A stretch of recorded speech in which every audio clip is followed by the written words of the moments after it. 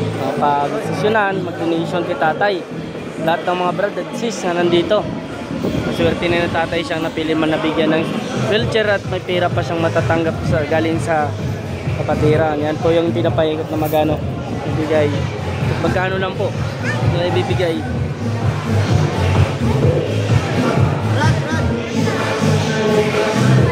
Ito po si tatay yung mabibigyan ng ng wheelchair.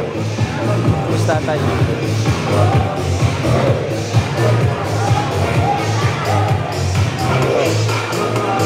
Swerte po ni tatay ngayon dahil po siyang napili mga mabigyan ng tumilas tatay.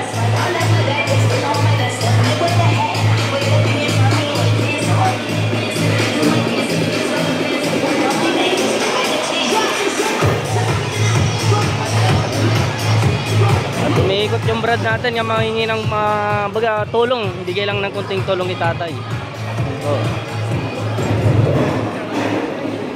Siya pong nabili na bigyan ng kapatiran.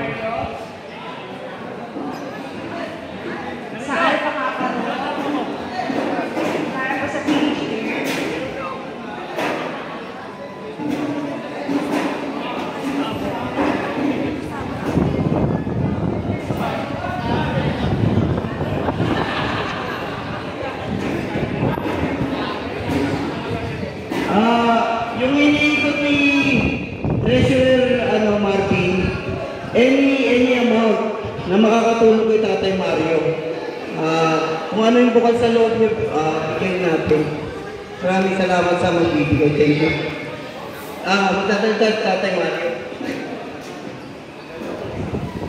Salamat po.